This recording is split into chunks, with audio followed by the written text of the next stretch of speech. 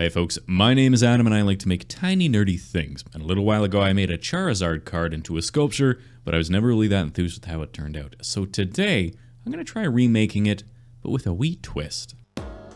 What is that twist, you ask? Well, if you're watching this video, then you probably read the title and saw the thumbnail, so you can probably figure that out on your own. However, for my blind and illiterate fans, the plan is to make Charizard's evolutionary line. Of course, all lines have to start somewhere, and I suppose if this were a Darwin-approved video, I'd start with some single-celled amoeba floating in an ocean, but in the interest of keeping this video to under 15 minutes long, I'll start with everyone's favorite flame-licked lizard, Charmander! I've made his body by rolling out a little ball of clay and pinching and pulling the tip until I've got an oversized bean with a tail. Then I can make a misshapen circle, cut a little happy smile into it, and stick it on top.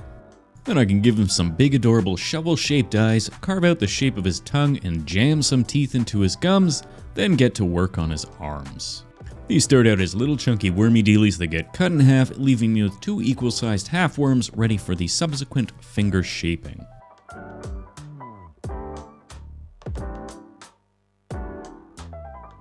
Now with my fully formed finger dealies, I can squish the arms into place, blend them into the body, and get to work on the legs. Now Charmander's legs go through some pretty familiar steps, starting out as little sausages that get bent back on themselves to create a vaguely leg-shaped shape. Going forward with this model though, you'll find that sausage-shaped limbs are something of a recurring theme.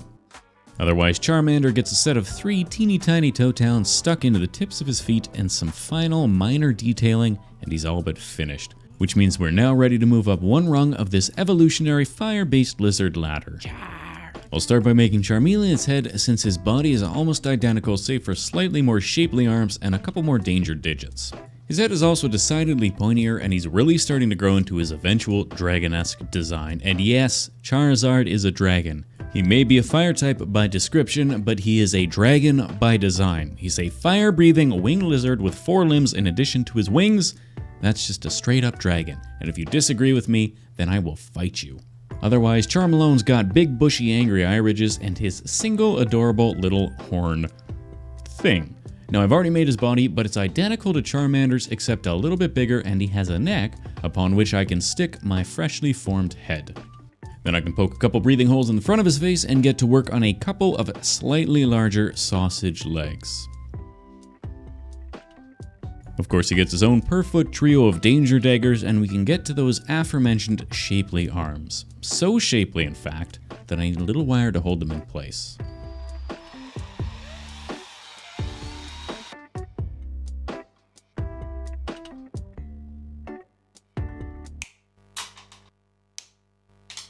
Now I've painted the wires with a little bit of bacon bond to help the clay stick so I can wrap them up nicely, blend in all the seams, and then give him his always fashionable padded shoulders. Then another set of danger daggers on his hands, and we can get to the main event. Now because all 3 evolutions will be sharing a single base, I'm trying to keep the scale somewhat accurate. Fortunately, while Ash's Chad Lizard comes in at a whopping 2.1 meters tall, or for my American viewers, roughly 1 shack in height, the Pokédex says they're usually around 1.7 meters or 1 Tom Holland tall. Now what does this have to do with the sculpture? Well, nothing really. I just wanted to say Tom Holland's name in the video so that I could add his name into my tags and get the algorithm working in my favor. Back to the beast though, I've cured him in the oven, but he's a bit bumpy, so I need to give him a quick once over with progressively lighter sanding sticks.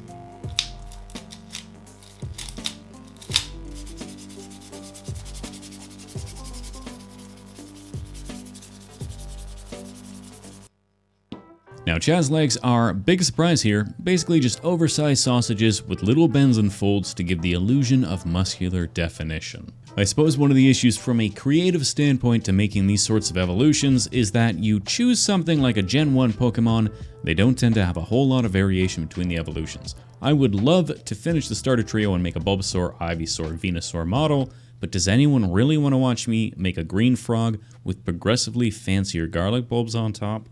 If you do, then let me know down below. Otherwise, to make Charizard's head, I've made a tiny gray avocado, then cut it in half so that I can affix the top and bottom jaws as separate pieces before cutting them down to size and hollowing out the mouth. Then I'll add his cranial ridge, carve out a section for his eyes, and form the shape of his angry lizard eyebrows. Then I can fill the eye sockets in with a bit more clay, shape it into the eye wedge shape, Add a couple wormy dealies along the side of his neck to blend the head into the body, then add the rest of the facial details.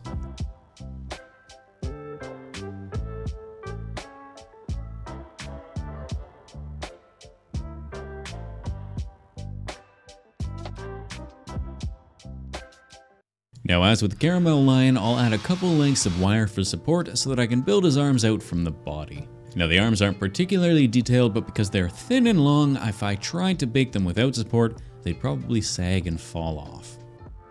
His hands, however, are incredibly detailed. I mean, we've gone from pointy sausages to skinny pokey paddles to evolutionary perfection in the form of fingers. Of course, a dragon without his wings is just a fire-breathing lizard, so it's time to make him some. Last time I made Charizard, I made the wings separately and attached them after the fact, but I've grown a lot as a person since then, so this time I'm going to make them straight on the model from the get-go. Basically, I've made the bones of the wings with wire, which I can then drape with a very thin layer of Cosclay to create the webbing. I'll pinch this around the edges to get it to stick before cutting any of the excess off. Then I can cut the wing shape into the bottom of the web, blend the wing into the body, and clean up the edges before forgetting to hit record on my camera and repeating the process on the other side. Otherwise, with two wings in place, that's the sculpting done and it's time to paint. However, I know better than to try and paint a yellowy orange base coat on top of gray clay, so I need to prime these suckers white first. That being said, even with the white primer, yellow tends to take upwards of a dozen coats to get a decent coverage, so I'm going to use the airbrush. I'm only using the airbrush for laying down my base coats and adding a tiny bit of color gradient to the backs of the wings and in a few of the larger sections.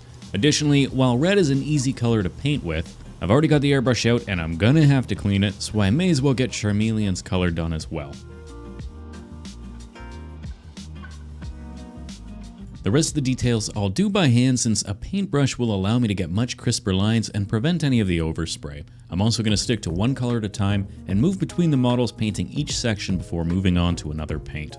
That being said, there aren't a lot of colors to worry about here. With the main body sections painted, the only large differences are the off-white bellies, and Charizard's wings get a nice deep coat of blue on the underside. I'll add a little bit of color gradient by glazing the base coats with lighter shades of the same color, which should give a bit of depth to the paint jobs without overemphasizing any one thing in particular. Mostly it just felt like I hadn't done enough, so I slapped a little extra paint here and there in the hopes that I could trick you into thinking I know what I'm doing. And with the larger sections finished, I can paint the smaller details like the tongues, teeth, and claws appropriately tongue, teeth, and claw colors.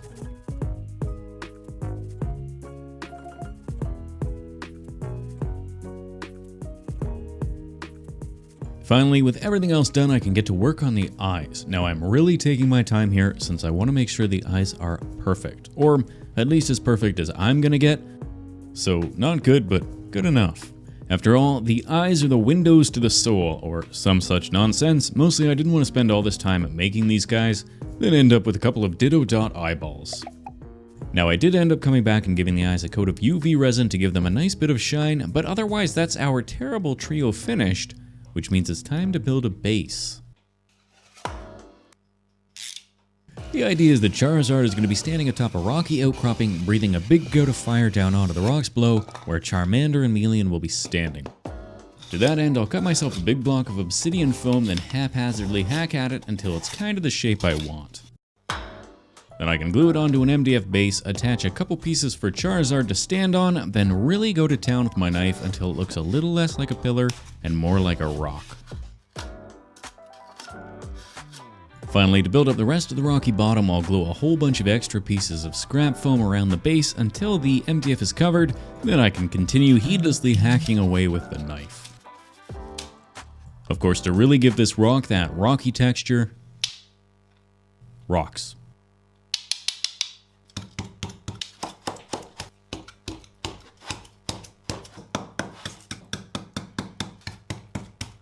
To get ready for the paint, and to add a slightly darker base coat, I'll give it a once over with matte Mod Podge before deciding it's too light and adding another layer with black Mod Podge, before finally giving the entire thing a coat of extra dark volcanic rock gray. Then to add a tiny bit of variation, I'll slap on some lighter gray highlights that I forgot I added until I started editing the footage and thought, oh yeah, well clearly that was a waste of time.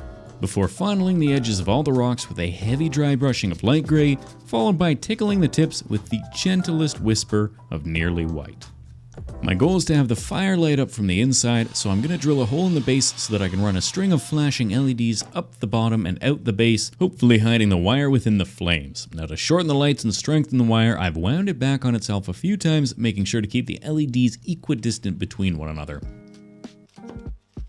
I'll run the cable up through the hole and then temporarily mount my Charizard so that I can figure out where his fire breath will be shooting down from. Then it's just a case of twisting and gluing the wire until it's kinda where I think it ought to be. Otherwise, with the cables in place, I can get to work on the fire. Now in the past, I've used cotton balls and translucent clay to make fire, and while both work well, there are definite drawbacks.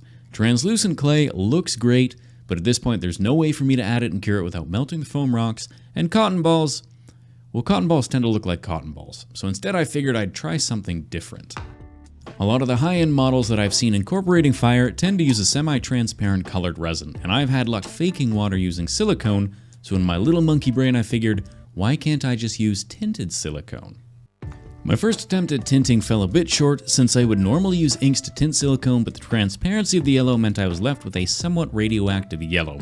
To remedy this, I added some opaque yellow paint, which, while certainly giving me a nicer color, sort of defeated the whole point of the transparent silicone in the first place. Fortunately, because of the stickiness of the silicone, I was able to get some pretty interesting swirly fire textures without too much work.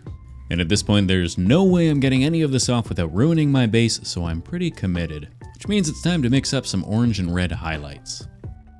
Now once the silicone dries, it should be a little less vibrant and a little less shiny, which means it should hopefully look a little less slimy. Otherwise, the only thing left to do is mix up a few tiny blobs of flame and light our terrible trio's tails on fire.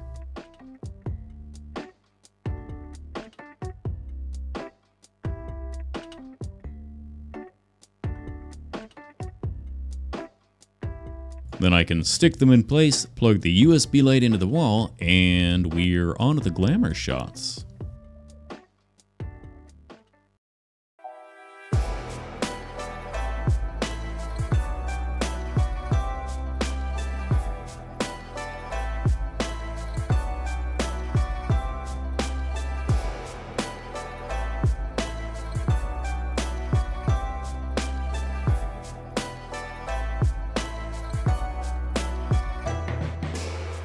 Hey, as I was editing this video, the channel reached 500,000 subscribers, and that's simply astounding. So thank you all so very much for your support, and a truly massive thank you to the beautiful patrons who have kept me fed and funded as I continue to make weekly videos. A very special shout out to my newest patrons, Aaron Titman, Laura Manzoros, Pink Moon, Melon Knocked, It's Laddie, Kirsty Cromar, Matthew Becker, Starry Brook, Kimberly Campbell, Joshua Hernandez, Rob Cooper, Heather Riedel, Lauren Showalter, Zedai, and Felix Fesenmeyer.